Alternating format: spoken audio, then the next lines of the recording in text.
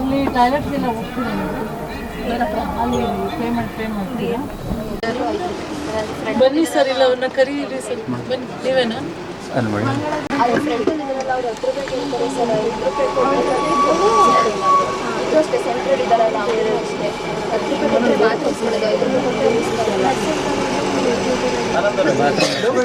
ಕರೆಕ್ಟಾ?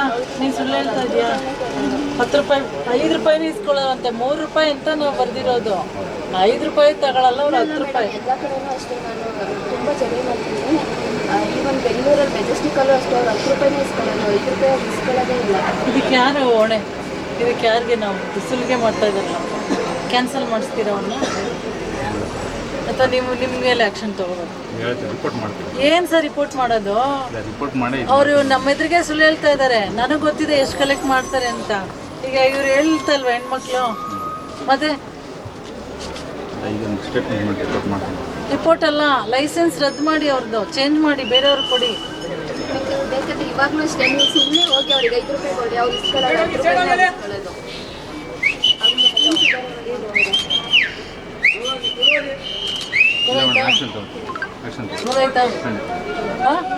ಪೂರ್ತ ಇಲ್ಲಿ ನೋಡೋಕ್ಕೆ ಚೆನ್ನಾಗಿದೆ, ಎಷ್ಟು ವ್ಯವಸ್ಥಿತವಾಗಿದೆ. ಆದರೆ ಇಲ್ಲಿ ಸುಲ್ಲಿಗೆ ಮತ್ತು ಬರೀ ಏನಂತೀನಿ ಇಕೋ ಫ್ರೆಂಡ್ಲಿ ಇಲ್ಲ. ಇಲ್ಲಿ ಇವೆಲ್ಲ ಪ್ಲಾಸ್ಟಿಕ್ ಮಯ ನಡೀತಾ ಇದೆ. ನೆಕ್ಸ್ಟ್ ಟೈಮು ಗಲಾಟೆ ಮಾಡಬೇಕು ನೀವು. ಇಲ್ಲಿರೋ ಹೆಣ್ಮಕ್ಳಿಗೆಲ್ಲ ಹೇಳ್ತೀನಿ, ಕೇಳಿಸ್ಕೊಳ್ಳಿ. ನಮಸ್ಕಾರ, 3 ರೂಪಾಯಿ ಅಷ್ಟೇ ಕೊಡ್ಬೇಕು ನೀವು ಯೂರಿನಲ್ಸ್ಗೆ. ಬಾತ್ರೂಮ್ಗೆ ಹೋದರೆ 5 ರೂಪಾಯಿ ತೊಗೊಂಡ್ರೆ ಅವ್ರು 10 ರೂಪಾಯಿ 5 ರೂಪಾಯಿನ ಸೀದಾ ಬಂದು ಕಂಪ್ಲೇಂಟ್ ಮಾಡಿ ಜೋರು ಗಲಾಟೆ ಮಾಡಿ, ಅಲ್ಲೇ ಟೇಬಲ್ ಗುದ್ದು ಗಲಾಟೆ ಮಾಡಿ ಒಂದು ವಿಡಿಯೋ ಮಾಡಿಕೊಂಡು ನನಗೆ ಫೋನ್ ಮಾಡಿಬಿಡಿ. ನನ್ನ ನಂಬರ್ ತೊಗೊಳ್ಳಿ, ನಿಮ್ಮ ನಂಬರ್ ಕೊಡಿ.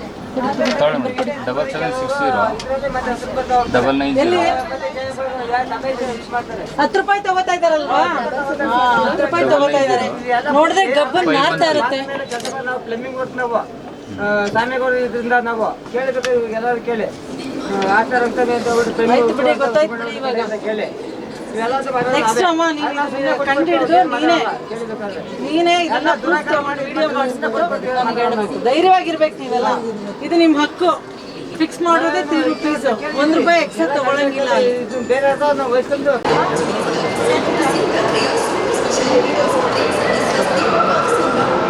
ನೀವೆಲ್ಲ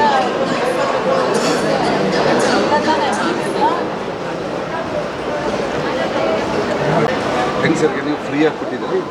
ನಮ್ಮ ಗಂಡಸರಿಗೆ ಅಟ್ಲೀಸ್ಟ್ ಒಂದು 50% ಆದರೂ ಈಗ ಮನೇಲಿ ಹೆಂಗಸರೇ ನಿಲ್ಲೋದಿಲ್ಲ. ಎಲ್ಲ ದೇವ್ರು ನೋಡಿದ್ರೆ ದೇವಸ್ಥಾನ ಹೋಗ್ಲಿ ಬಿಡಿ. ಅವ್ರು ದೇವಸ್ಥಾನ ಹೋಗಿದ್ರೆ ತಿರ್ಗಾಡ್ತಾ ಇರ್ತಾರೆ. ನಮ್ಮಲ್ಲೇ ಗೊತ್ತಿದೆಯಲ್ಲ, ಮಂಗಳೂರಲ್ಲಿ ಮನೆ ಕೆಲಸದವರಿಗೆ ಒಬ್ರು ನಿಲ್ತಿಲ್ಲ. 6 ತಿಂಗಳಿಗೊಮ್ಮೆ ಬೆಳಗ್ಗೆ ಹೋಗೋರಿಗೆ ತಿಂಗಳಿಗೆ 2 ಸಲ ಹೋಗ್ಬಿಡ್ತಾರೆ. ದಿನ ಕೆಲಸ ಮಾಡಿದ್ದಾರೆ, ನೀವು ಮಾಡಿ ನಿಮ್ಮ ಮನೆ ಕೆಲಸ. ಅವ್ರು ತಿಳ್ಕೊಂಡು ಬರಲಿ, ಮತ್ತೆ ಮನೆ ಕೆಲಸ ಬರಲಿ, ನಿಮ್ಮ ಕೆಲಸ ನೀವು ಮಾಡಿ. ಯಾಕೆ ಮಾಡಬೇಕು? ಸಮಾಧಾನ ಇಲ್ಲ ನಿಮಗೆ.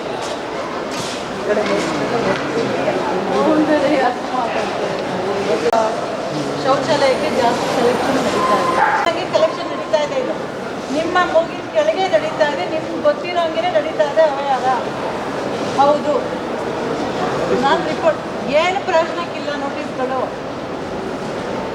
ಕೊಟ್ಟು ಏನು ಮಾಡ್ತೀರಾ? ಏನೂ ಇಲ್ಲ, ನಿಮ್ಗೆ ಗೊತ್ತಿದೆ ಇಲ್ಲಿ ಏನು ನಡೀತಿದೆ ಅಂತ ಚೆನ್ನಾಗಿ ಗೊತ್ತು ನಿಮಗೆ. ನೀವು ಅದರಲ್ಲಿ ಇನ್ವಾಲ್ವ್ ಆಗಿದ್ದೀರಾ ಅಷ್ಟೇ, ಇನ್ನೇನು ಹೇಳೋಕ್ಕಾಗಲ್ಲ ನಿಮಗೆ.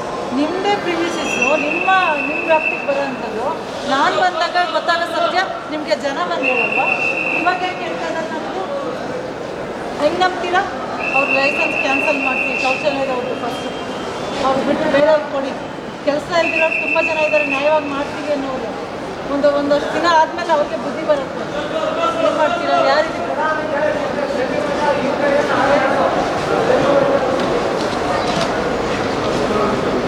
ನೋಟಿಸ್ ಏನು ಅರ್ಥ ಇಲ್ಲ ಸರ್, ಆ್ಯಕ್ಷನ್ ಆಗಬೇಕು.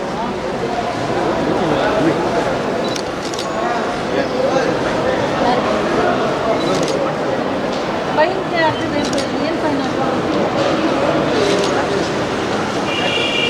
ಏನು ಕ್ಲಾಸಸ್ಸಿಲ್ಲ. ಈಗ 10 ರೂಪಾಯಿ ತೊಗೊಂಡಿದ್ದಾರೆ, ಅದಕ್ಕೆ ನೀವು ಫೈನ್ ಹಾಕಬೇಕು. ಈ ಹಸ್ ಕಲೆಕ್ಟೆಡ್ 3 ಟೈಮ್ಸ್ ಮನಿ. ಯಾವ ಲೆಕ್ಕ?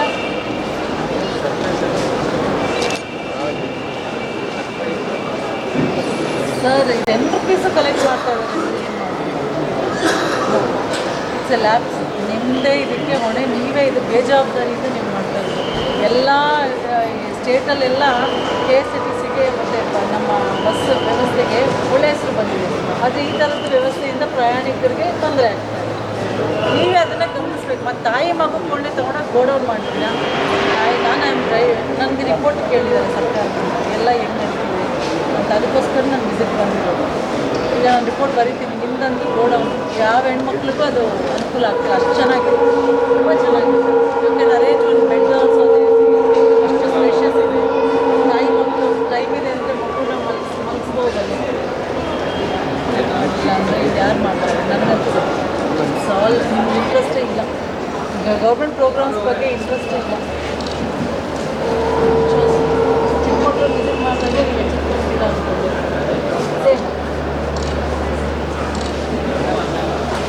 ಹೋಗೋಣ. ನನಗೆ ಮಾಧ್ಯಮದವ್ರಿಗೆ ನಾನು ಏನು ಹೇಳಕ್ಕೆ ಇಷ್ಟಪಡ್ತೀನಿ ಅಂದರೆ, ರ್ಯಾಂಡಮ್ ಆಗಿ ವಿಸಿಟ್ ಮಾಡಿದ್ದೀನಿ ನಾನು. ಹಿಂಗೆ ಜಿಲ್ಲೆಗಳಿಗೆ ಸುಮಾರು ನಾನು 8 ಜಿಲ್ಲೆ ನನ್ನ ವ್ಯಾಪ್ತಿಗೆ ಬರುತ್ತೆ ಮೈಸೂರು ಡಿವಿಷನಲ್ಲಿ. ನಾನು ರಾಜ್ಯ ಉಪಾಧ್ಯಕ್ಷಳಾಗಿ ಗ್ಯಾರಂಟಿ ಅನುಷ್ಠಾನ ಸಮಿತಿಯ ಪ್ರಾಧಿಕಾರದ ಉಪಾಧ್ಯಕ್ಷಳಾಗಿ ಸ್ಟೇಟ್ ಮಿನಿಸ್ಟರ್ ರ್ಯಾಂಕ್ನಲ್ಲಿ ವಹಿಸ್ಕೊಂಡ ನಂತರ ಈ ಥರ ವಿಸಿಟ್ ಬರ್ತಾ ಇರ್ತೀನಿ. ಇಲ್ಲಾಗಲೇ 1-2 ರಿವ್ಯೂ ಮೀಟಿಂಗ್ ಮಾಡಿದ್ದೀನಿ. ಕಳೆದ ವಾರನೇ ನಮ್ಮ ಅಧ್ಯಕ್ಷರು ಬಂದು KDP ಸಭೆಯಲ್ಲಿ ರಿವ್ಯೂ ಮಾಡಿದ್ದಾರೆ 5 ಪಂಚ ಗ್ಯಾರಂಟಿಗಳು ಬಹಳ ಪ್ರತಿಷ್ಠಿತವಾದಂಥ, ಬಹಳ ಪ್ರಮುಖವಾದಂತಹ ಕಾರ್ಯಕ್ರಮ. ಇದ್ರ ಜೊತೆಗೇ ಇವತ್ತು ಬಸ್ ನಿಲ್ದಾಣದಲ್ಲಿ ಪ್ರಯಾಣ ಮಾಡ್ತಕ್ಕಂಥ ಮಹಿಳೆಯರ ಒಂದು ಸ್ಥಿತಿಗತಿ, ಅವ್ರು ಪ್ರಯಾಣ ಮಾಡಬೇಕಾದ್ರೆ ಇನ್ನಿತರ ಸೌಲಭ್ಯಗಳನ್ನು ನೋಡಲಿಕ್ಕೆ ನಾನು ಬಂದಾಗ ಹಾಗೆಯೇ ಅವ್ರನ್ನ ಮಾತಾಡಿಸ್ಬೇಕು. ಯಾವ ರೀತಿ ಅವ್ರ ಬಸ್ನಲ್ಲಿ ಶಕ್ತಿ, ಇವತ್ತು ಯಾವ ರೀತಿ ಅವ್ರಿಗೆ ಶಕ್ತಿ ಕೊಟ್ಟಿದೆ ಅನ್ನೋದನ್ನು ನಾವು ಖುದ್ದಾಗಿ ಆವಾಗವಾಗ ಬಂದು ನೋಡ್ತಾ ಇರುವಂಥ ಒಂದು ಸಂದರ್ಭದಲ್ಲಿ ನಾನು ಹಾಸನದ ಈ ಒಂದು ಕೇಂದ್ರಕ್ಕೆ ಭೇಟಿ ಕೊಟ್ಟಾಗ ಸಾಕಷ್ಟು ವಿಚಾರಗಳು ನನ್ನ ಗಮನಕ್ಕೆ ಬಂತು. ಬಹಳ ಚೆನ್ನಾಗಿದೆ, ದೊಡ್ಡದಾಗಿದೆ ಇದು. ಆ್ಯಕ್ಚುಲಿ ಬಿಲ್ಡಿಂಗ್ ಈಸ್ ವೆಲ್, ತುಂಬ ಅತಿ ದೊಡ್ಡದಾಗಿ, ಒಂಥರ ತುಂಬ ವಿಶಾಲವಾಗಿ ಭಾಳ ಚೆನ್ನಾಗಿರುವಂಥ ಒಂದು ವ್ಯವಸ್ಥೆ ಇದೆ ಬಸ್. ಆದರೆ ಕೆಲವು ವಿಚಾರಗಳು, ಈಗ ಶೌಚಾಲಯದಲ್ಲಿ ಹೆಚ್ಚು ಹಣವನ್ನು ವಸೂಲಿ ಮಾಡ್ತಕ್ಕಂಥದ್ದು, ನಿಗದಿತವಾಗಿ 3 ರೂಪಾಯಿ ಕಲೆಕ್ಟ್ ಮಾಡಬೇಕಂತ ಬೋರ್ಡ್ಗಳಲ್ಲಿದೆ. ಆದರೆ ಅದು ಬಿಟ್ಟು 5 ರೂಪಾಯಿನೂ ತೊಗೊಳ್ಳಲ್ಲ, 10 ರೂಪಾಯಿ ತೊಗೋತಾರೆ ಅನ್ನೋದು ಭಾಳ ಬೇಜಾರಾಗುತ್ತೆ. ಇದು ಪ್ರಯಾಣಿಕರಿಗೆ ಹೊಣೆ ನನಗೆ ಕೇಳಬೇಕಂದ್ರೆ ಶೌಚಾಲಯ, ಉಚಿತ ಶೌಚಾಲಯ ಮಾಡಬೇಕು ಅನ್ನೋದೇ ಇಡೀ ದೇಶದಲ್ಲಿ ನಮ್ಮದೊಂದು ಆಸೆ. ಬೇರೆ ಏನೇನೋ ಉಚಿತ ಮಾಡ್ತೀವಿ ನಾವು, ಹಾಗೇ ಶೌಚಾಲಯವನ್ನು ಹೆಣ್ಮಕ್ಳಿಗೆ, ಈಗ ಗಂಡು ಮಕ್ಕಳಿಗಿಂತ ಹೆಣ್ಮಕ್ಳಿಗೆ ಬಹಳ ಅವಶ್ಯಕತೆ ಇರೋದನ್ನ ಉಚಿತವಾಗಿ ಕೊಟ್ಟರೆ ಒಳ್ಳೆಯದು ಅನ್ನೋದೇ ನಮ್ಮೆಲ್ಲರ ಆಸೆ. ಆದರೆ ಮೇಂಟೆನೆನ್ಸ್ಗೋಸ್ಕರ, ಕ್ಲೀನ್ನೆಸ್ಸು ಮೇಂಟೆನೆನ್ಸ್ ಮಾಡೋಕ್ಕೋಸ್ಕರ ಒಂದು 3 ರೂಪಾಯಿ ಕೊಟ್ಟರೇನು ತಪ್ಪಿಲ್ಲ ಅಂತ ಈ ದರ ನಿಗದಿಯಾಗಿದೆ. ಅದಕ್ಕಿಂತಲೇ ಹೆಚ್ಚು 10 ರೂಪಾಯಿ ಕಲೆಕ್ಟ್ ಮಾಡ್ತಿರೋದು ಇದು ಅಗಲ ದರೋಡೆ ಅಂತ ಅನಿಸುತ್ತೆ. ಅವ್ರ ಸಂಬಂಧಪಟ್ಟವ್ರಿಗೆ ಈಗಾಗಲೇ ನಾನು ಅಧಿಕಾರಿಗಳಿಗೆ ಹೇಳಿದ್ದೀನಿ. KSRTC DC ಅವರು ಇಲ್ಲಿದ್ದಾರೆ ಮತ್ತು ಸಂಬಂಧಪಟ್ಟ ಅಧಿಕಾರಿಗಳು ಇಲ್ಲಿದ್ದಾರೆ. ಬರೀ ಅವ್ರಿಗೆ ನೋಟಿಸ್ ಕೊಟ್ಟರೆ ಸಾಲದು, ಅವರ ಏನು ಲೈಸೆನ್ಸ್ ಇದೆ ಅದನ್ನು ರದ್ದು ಮಾಡಿ. ಅವರು ತುಂಬ ಸಲ ಈ ಥರ ಕಂಪ್ಲೇಂಟ್ ಬಂದರೂ ಕೂಡ ಅವ್ರಿಗೆ ಏನು ಅದರಿಂದ ಏನು ಬುದ್ಧಿ ಕಲೀಲಿಲ್ಲ. ಅದೇ ರೀತಿ ಅವ್ರದ್ದು ದರೋಡೆ ಮಾಡ್ತಾಯಿದ್ದಾರೆ. ಹಂಗಾಗಿ ಅದ್ರ ಬಗ್ಗೆ ಕ್ರಮವನ್ನು ಜರುಗಿಸ್ಲಿಕ್ಕೆ ಹೇಳಿದ್ದೀನಿ.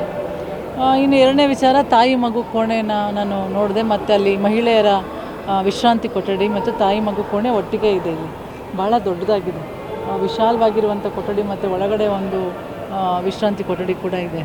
ಆದರೆ ಅದನ್ನು ಸರಿಯಾದ ರೀತಿಯಲ್ಲಿ ಸದ್ಬಳಕೆ ಆಗದೇ ಇರತಕ್ಕಂಥ ದುರ್ದೈವ್ಯ. ಸರ್ಕಾರ, ನಮ್ಮ ಘನ ಸರ್ಕಾರ, ಕಾಂಗ್ರೆಸ್ ಸರ್ಕಾರ ಇರ್ಬೋದು, ಎಲ್ಲ ಸರ್ಕಾರಗಳು ಬಂದಾಗ ಕಾರ್ಯಕ್ರಮಗಳು ಅನುಷ್ಠಾನಗೊಂಡಾಗ ಯಾವುದೇ ಸರ್ಕಾರದ ಅವಧಿಯಲ್ಲಿ ಅದು ಜನರಿಗೆ ಬಳಕೆ ಆಗಬೇಕು ಅನ್ನೋ ಒಂದು ನಿಟ್ಟಿನಲ್ಲಿ ಅದನ್ನು ಜಾರಿ ಮಾಡಿರ್ತಾರೆ. ಈಗ ತಾಯಿ ಮಗು ಹಾಲು ಉಣಿಸೋದಕ್ಕೆ ಒಂದು ಪ್ರೈವೇಟ್ ಜಾಗ ಬೇಕಂದಾಗ ಅಲ್ಲಿ, ಅಥವಾ ಮಹಿಳೆಯರು ವಯಸ್ಸಾದಂಥವ್ರಿಗೆ ವಿಶ್ರಾಂತಿ ಬೇಕು, ಇಲ್ಲಿ ಕೂತ್ಕೊಳ್ಳೋಕ್ಕಾಗೋದಿಲ್ಲ, ಸಮಯ ಇದೆ ಇನ್ನು ಬಸ್ ಬರೋದು ಅಂದಾಗ ಅವರು ವಿಶ್ರಾಂತಿ ತಗೊಳ್ಳೋಕ್ಕೆ ಅಂತ ಮಾಡಿರೋಂಥ ಕೊಠಡಿ, ಅದರ ಬೀಗ ಕೂಡ ತೆಗೆದಿದ್ದೇನೆ. ಅದು ಸದ್ಬಳಕೆನೇ ಆಗದೇ ಇರತಕ್ಕಂಥದ್ದು ಒಂದು ಭಾಳ ವಿಷಾದನೀಯವಾದಂಥ ಒಂದು ವಿಚಾರ. ಮುಂದಿನ ದಿನಗಳಲ್ಲಿ ಅದ್ರ ಬಗ್ಗೆ ಅವೇರ್ನೆಸ್ಸನ್ನು ಮೂಡಿಸಿ ಅಲ್ಲಿ ಕೂಡ ಮಹಿಳೆಯರು ಹೋಗಿ ವಿಶ್ರಾಂತಿ ತೆಗೆದುಕೊಳ್ಳೋದಕ್ಕೆ, ತಾಯಿ ಮಗು ಅದನ್ನು ಅಲ್ಲೋಗಿ ವಿಶ್ರಾಂತಿಯನ್ನು ತೆಗೆದುಕೊಳ್ಳೋದಕ್ಕೆ ಕಾರ್ಯಕ್ರಮವನ್ನು ರೂಪಿಸ್ಬೇಕಂತೇಳಿ ನಾನು ಈಗಾಗಲೇ ತಾಕೀತು ಮಾಡಿದ್ದೀನಿ. ಮತ್ತು ಇವತ್ತು ಇನ್ಚಾರ್ಜ್ CPO ಕೂಡ ನನ್ನ ಜೊತೆಗೆ ಬಂದಿದ್ದಾರೆ ಈ ಒಂದು ಸಂದರ್ಭದಲ್ಲಿ.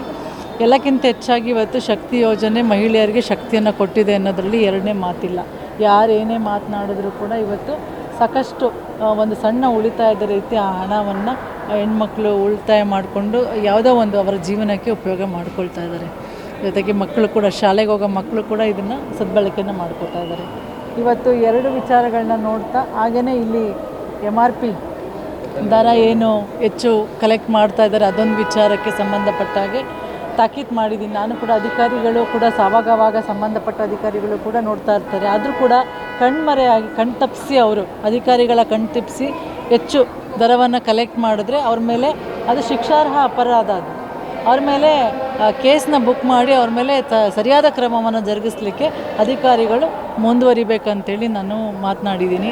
ನಾವೆಷ್ಟೇ ಮಾತನಾಡಿ ನಾವೆಷ್ಟೇ ವಿಸಿಟ್ ಮಾಡಿದ್ರು ಕೂಡ ಇಲ್ಲಿ ನಿರಂತರವಾಗಿ ಆ ಸಿಬ್ಬಂದಿ ನಮ್ಮದೇನಿದೆ, ನಮ್ಮ ಏನು ವ್ಯವಸ್ಥೆಯನ್ನು ಸಾರಿಗೆ ಅಧಿಕಾರಿಗಳೇನಿದೆ, ನಿರ್ವಾಹಕ ಅಧಿಕಾರಿಗಳು, ಅವರುಗಳು ಇದರ ಮುತುವರ್ಜಿಯನ್ನು ವಹಿಸಿ ಮಾಡಿದ್ರೆ ಮಾತ್ರ ಇದು ನಿರಂತರವಾಗಿ ಇದರಲ್ಲಿ ನಾವು ಏನಾದರೂ ಒಂದು ಪ್ರಾಮಾಣಿಕವಾದಂಥ ಸೇವೆಯನ್ನು ಜನರಿಗೆ ಕೊಡಲಿಕ್ಕೆ ಸಾಧ್ಯವಾಗುತ್ತೆ. ಆ ನಿಟ್ಟಿನಲ್ಲಿ ಅವ್ರಿಗೆ ನಾನು ಕೇಳ್ಕೊಳ್ತೀನಿ, ಅಧಿಕಾರಿಗಳು ಮುನ್ನೆಚ್ಚರಿಕೆ ತೆಗೆದುಕೊಂಡು ಇನ್ನು ಮುಂದೆ ಈ ಥರ ಆಗ್ದಂಗೆ ಸದಾಕಾಲ ತಮ್ಮ ಒಂದು ಕೆಳಗೆ ನಡೀತಕ್ಕಂಥ ಈ ಕೆಲಸವನ್ನು ತಾವು ನೋಡಿ ಇದರಲ್ಲಿ ಪ್ರಾಮಾಣಿಕವಾಗಿ ಕೆಲಸ ಮಾಡಲಿಕ್ಕೆ ತಾಕೀತು ಮಾಡಬೇಕಂತೇಳಿ ಆದೇಶವನ್ನು ಮಾಡಿದ್ದಾರೆ.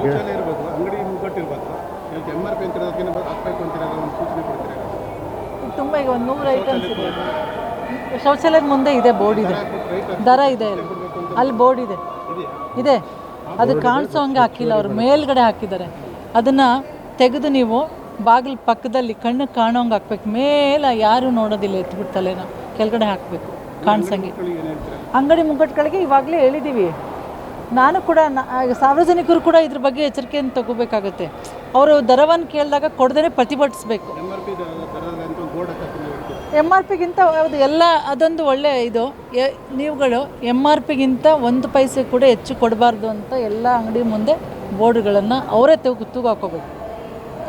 ಅವರೇ ಕಲೆಕ್ಟ್ ಮಾಡಿದ್ರೆ ಅದು ನಿಮ್ಮ ಗಮನಕ್ಕೆ ಬರಬೇಕು. ಆ ರೀತಿ ಒಂದು ನಂಬರ್ನ ಕೊಟ್ಬಿಟ್ಟು ನೀವು ಅಲ್ಲಿ ಒಂದು ಬೋರ್ಡ್ನ ಹಾಕಿಸಿ, ಅದನ್ನು ಕೂಡ ಮಾಡಲಿಕ್ಕೆ ಹೇಳಿದ್ದೀನಿ, ಮಾಡ್ತಾರೆ. ಮತ್ತು ಡಿಸ್ಪ್ಲೇ ಬೋರ್ಡ್ಸಲ್ಲಿ ನಾನು ನಮ್ಮ ಸರ್ಕಾರಕ್ಕೆ ಕೇಳ್ಕೊಳ್ತೀನಿ, ಗ್ಯಾರಂಟಿಗಳ ಬಗ್ಗೆ ಇರ್ಬೋದು ಅಥವಾ ಇನ್ನಿತರ ಕಾರ್ಯಕ್ರಮಗಳ ಬಗ್ಗೆ, ಇನ್ನಿತರ ಅವೇರ್ನೆಸ್ ಏನಿದೆ, ಆರೋಗ್ಯದ ಬಗ್ಗೆ ಇರ್ಬೋದು ಅಥವಾ ಪರಿಸರದ ಬಗ್ಗೆ ಇರ್ಬೋದು, ಎಲ್ಲ ಕಾರ್ಯಕ್ರಮಗಳ ಬಗ್ಗೆ ಅದ್ರ ಬಗ್ಗೆ ಅವೇರ್ನೆಸ್ ಮೂಡಿಸ್ಲಿಕ್ಕೆ ಕೂಡ ಈ ಡಿಸ್ಪ್ಲೇ ಬೋರ್ಡ್ಸ್ನಲ್ಲಿ ಕೊಡಬೇಕಂತ ಈಗಾಗಲೇ ನಾವು ಹೇಳಿದ್ದೀವಿ. ಇನ್ನು ಮುಂದೆ ಅದನ್ನು ಕೂಡ ಮಾಡ್ತೀನಿ. ಭಾಳ ಸುಸಜ್ಜಿತವಾದಂಥ ಒಳ್ಳೆಯ ಒಂದು ಬಸ್ ಸ್ಟ್ಯಾಂಡ್, ಆದರೆ ಅದನ್ನು ನಿರ್ವಹಣೆ ಮಾಡೋದ್ರಲ್ಲಿ ನಾವೆಲ್ಲರೂ ಕೂಡ ಪ್ರಾಮಾಣಿಕವಾಗಿ ಒಂಥರ ನಿಂತಾಗ ಮಾತ್ರ ಆದರೂ ಕರೆಕ್ಟಾಗಿ ತಲುಪುತ್ತೆ ಅನ್ನೋದು ನನ್ನ ಒಂದು ಇಚ್ಛೆ. ಮೇಡಮ್, ಈಗ ಗ್ಯಾರಂಟಿ ಯೋಜನೆಗಳನ್ನು, ಶಕ್ತಿ ಯೋಜನೆ, ಎಲ್ಲ ಗ್ಯಾರಂಟಿ ಯೋಜನೆಗಳ ಬಗ್ಗೆಯೂ ಈಗ ಹೆಚ್ಚು ಅದರಿಂದಾಗಿ ಗ್ಯಾರಂಟಿ ಫೋಕಸ್ ಸರ್ಕಾರ ಮಾಡ್ತಿರೋದ್ರಿಂದ ಜನರಿಗೆ ಲಾಭಕ್ಕಿಂತ ತೊಂದರೆನೇ ಹೆಚ್ಚು ಅಂತ ವಿರೋಧ ಪಕ್ಷಗಳು ಅದನ್ನೇ ಪ್ರಮುಖ ಅಜೆಂಡವಾಗಿ ಇಟ್ಕೊಂಡಿದ್ದಾವೆ. ಸೆಷನಲ್ಲೂ ಸಹ ಅದೇ ಸಬ್ಜೆಕ್ಟ್ ರೈಸ್ ಮಾಡಿದ್ದಾರೆ.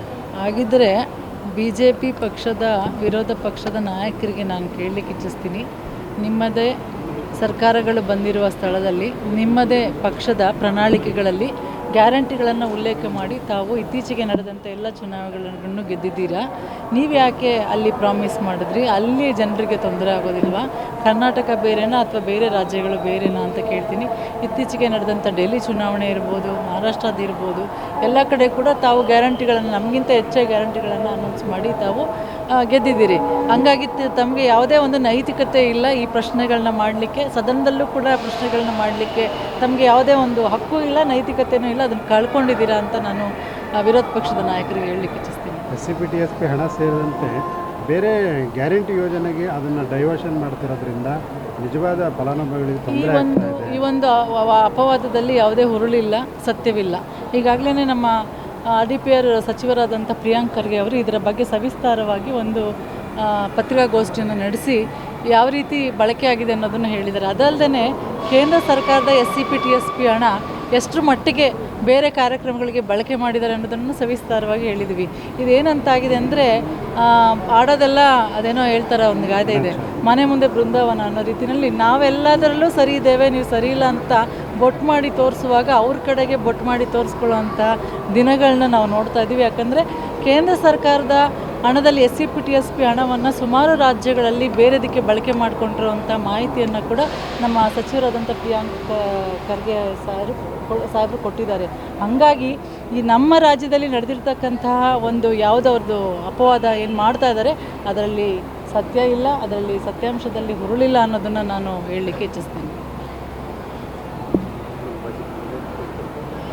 ಬಜೆಟ್ ಬಗ್ಗೆ ಮಾತಾಡಿದ ನಿರೀಕ್ಷೆಯೂ ಜಾಸ್ತಿ ಇಲ್ಲ. ಹೌದು, ಮತ್ತು ನೀವು ಸಕಲೇಶಪುರ ಭಾಗದಲ್ಲಿ ಹೆಚ್ಚು ಪಕ್ಷ ಸಂಘಟನೆಯಲ್ಲಿ ತೊಡಗಿಸ್ಕೊಂಡಿದ್ದೀರಿ. ಇಲ್ಲ, ಇಡೀ ಜಿಲ್ಲೆನಲ್ಲೇ ನಾನು ಬರೀ ಸಕಲೇಶಪುರ ಅಲ್ಲ, ಇಡೀ ಜಿಲ್ಲೆಯಲ್ಲೇ ಪಾರ್ಲಿಮೆಂಟ್ ಚುನಾವಣೆಯಲ್ಲಿ ಪಕ್ಷ ಸಂಘಟನೆಯಲ್ಲಿ ತೊಡಗಿಸ್ಕೊಂಡು ಕೆಲಸ ಮಾಡಿದ್ದೀನಿ. ಮಹಿಳಾ ಅಧ್ಯಕ್ಷರು ಇರುವಾಗ ಈಗಲೂ ಕೂಡ ಇಡೀ ರಾಜ್ಯ, ಇವತ್ತು ನಾನು ಸಕಲೇಶಪುರದಲ್ಲೇ ಕೆಲಸ ಮಾಡಿಲ್ಲ, ಹಾಸನಕ್ಕೆ ಬಂದು ಚುನಾವಣೆ ಜಾಸ್ತಿ ಆಗ್ತದೆ. ನಾನೊಬ್ಳು ಆಕಾಂಕ್ಷಿ ಇದ್ದೆ, ಹಾಗಾಗಿ ನಾನು ಹೆಚ್ಚು ಒತ್ತು ಕೊಟ್ಟಿದ್ದೆ ಅಷ್ಟೇ. ಅದಾದ ನಂತರ 6 ತಿಂಗಳು ಎಲೆಕ್ಷನ್ ಮುಂಚೆನೇ ನಾನು ಹಿಂದೆ ಸರಿದಿದ್ದರಿಂದ ಅಲ್ಲಿ ಯಾವುದೇ ರೀತಿಯಾದಂತಹ ಆ ವಿಚಾರವನ್ನು ನಾನು ಗಮನಕ್ಕೆ ತಗೊಳ್ಳಿಲ್ಲ. ಅದು ಬಿಟ್ಟು ಪಕ್ಷ ಅಧಿಕಾರಕ್ಕೆ ಬರಬೇಕು. ಸಮಸ್ಯೆಗಳು ಹಾಗಾಗಿ ನಿಮಗೆ ಹೆಚ್ಚು ಗೊತ್ತಿದೆ. ಹಾಗಾಗಿ ಆನೆ ಕಾರಿಡಾರ್ ಇರ್ಬೋದು, ಯಾವುದಾದ್ರು ಆನೆ ಈಗಾಗಲೇ ಇದ್ರ ಬಗ್ಗೆ ಹೆಚ್ಚು ವಿಚಾರಗಳನ್ನು ನಮ್ಮ ಸಚಿವರಾದಂತಹ ಈಶ್ವರ್ ಖಂಡ್ರೆ ಸಾಹೇಬರು ಮೊನ್ನೆ ತಾನೇ ಆನೆ ತುಳಿತಕ್ಕೆ ಬೇಲೂರಿನಲ್ಲಿ ಆನೆ ದಾಳಿಗೆ ಒಳಗಾದಂಥವ್ರಿಗೆ ಅವ್ರಿಗೆ ಪರಿಹಾರವನ್ನು ಕೊಟ್ಟು ಇದ್ರ ಬಗ್ಗೆ ಆನೆ ಕಾರಿಡಾರ್ ಇರ್ಬೋದು ಅಥವಾ ಇನ್ನಿತರ ಮುನ್ನೆಚ್ಚರಿಕೆ ಕ್ರಮಗಳನ್ನು ಸರ್ಕಾರ ವತಿಯಿಂದ ಏನು ಮಾಡಬೇಕು ಅದನ್ನು ತಾವು ಮಾಡ್ತೇವೆ ಅನ್ನೋದನ್ನು ಮಾತನಾಡಿದ್ದಾರೆ. ಹಾಗಾಗಿ ನಮ್ಮ ಸರ್ಕಾರ ಆದಷ್ಟು ಪ್ರಾಮಾಣಿಕವಾಗಿ ಜನರಿಗೆ ಏನು ತಲುಪಿಸ್ಬೇಕು ಆ ನಿಟ್ಟಿನಲ್ಲಿ ಕೆಲಸವನ್ನು ಮಾಡ್ತಾ ಇದೆ ಅನ್ನೋದನ್ನು ಈ ಸಂದರ್ಭದಲ್ಲಿ ಹೇಳಲಿಕ್ಕೆ ಇಚ್ಛಿಸ್ತೀನಿ. ಸಕಲೇಶಪುರ ಅಥವಾ ಬೇಲೂರು ಇನ್ನಿತರ ಸ್ಥಳಗಳಲ್ಲಿ ಆನೆ ದಾಳಿ ಏನು ಇದನ್ನು ಸಂಘರ್ಷ ಏನಿದೆ, ಆನೆ ಮಾನವನ ಸಂಘರ್ಷವನ್ನು ಕಡಿವಾಣ ಹಾಕಲಿಕ್ಕೆ ನಾವೆಲ್ಲರೂ ಕೂಡ ಮುಂದಿನ ದಿನಗಳಲ್ಲಿ ಕೈ ಜೋಡಿಸಬೇಕು. ಆ ನಿಟ್ಟಿನಲ್ಲಿ ಆನೆ ಕಾರಿಡಾರ್ ಮಾಡಲಿಕ್ಕೆ ಕೂಡ ನಾನು ಕೂಡ ಮನವಿಯನ್ನು ಮಾಡ್ತೀನಿ ಸರ್ಕಾರಕ್ಕೆ. ಮತ್ತು ಬಜೆಟ್ ವಿಚಾರ ಬಂದಾಗ ಇದು ಸುಮಾರು ಪ್ರತಿಷ್ಠಿತವಾದಂತಹ ಒಂದು ಬಜೆಟ್ ಆಗುತ್ತೆ ಈ ಸಲದ್ದು. ಯಾಕಂದರೆ ಸನ್ಮಾನ್ಯ ಗ್ಯಾರಂಟಿ ಮುಖ್ಯಮಂತ್ರಿಗಳಾದಂಥ ಸಿದ್ದರಾಮಯ್ಯನವರ 16ನೇ ಬಜೆಟ್ ಅನ್ಕೋತೀನಿ, 17ನೇ ಬಜೆಟ್. ಸೊ ಹಂಗಾಗಿ ಇದು ಭಾಳ, ಅದು 4,00,000 ಕೋಟಿಗೂ ಮೀರ್ತಕ್ಕಂಥ ಒಂದು ನಿರೀಕ್ಷೆಯನ್ನು ಇಟ್ಕೊಂಡಿದ್ದೇವೆ. ಮತ್ತು ಸಾಕಷ್ಟು ಬಜೆಟ್ನಲ್ಲಿ ಈ ಸಲ ಎಲ್ಲ ವರ್ಗದವರಿಗೆ, ಎಲ್ಲ ಯುವಕರಿಗೆ, ಮಹಿಳೆಯರಿಗೆ, ಕೂಲಿ ಕಾರ್ಮಿಕರಿಗೆ ಎಲ್ರಿಗೂ ಕೂಡ ಸರಿಯಾದಂತಹ ಅನುದಾನವನ್ನು ಮೀಸಲಿಡಲಿಕ್ಕೆ ನಮ್ಮ ಸರ್ಕಾರ ಖಂಡಿತ ಮನಸ್ಸು ಮಾಡುತ್ತೆ. ಸಿದ್ದರಾಮಯ್ಯನವರು ನಾಳೆ ಬಜೆಟನ್ನು ಮಂಡಿಸ್ತಾ ಇದ್ದಾರೆ. ನಾನು ಕೂಡ ಸನ್ಮಾನ್ಯ ಮುಖ್ಯಮಂತ್ರಿಗಳಿಗೆ ಬಡವರ ಪಾಲಿಗೆ ಅನೇಕ ಭಾಗ್ಯಗಳನ್ನು, ಗ್ಯಾರಂಟಿಗಳನ್ನು ಕೊಟ್ಟಿರ್ತಕ್ಕಂತಹ ನಮ್ಮ ಮುಖ್ಯಮಂತ್ರಿಗಳು ಇನ್ನೂ ಹೆಚ್ಚಿನ ಅನುಕೂಲವನ್ನು ಕೊಡಲಿ ನಮ್ಮ ರಾಜ್ಯದ ಜನತೆಗೆ ಅಂತ ನಾನು ಕೇಳ್ಕೊಳ್ತೀನಿ.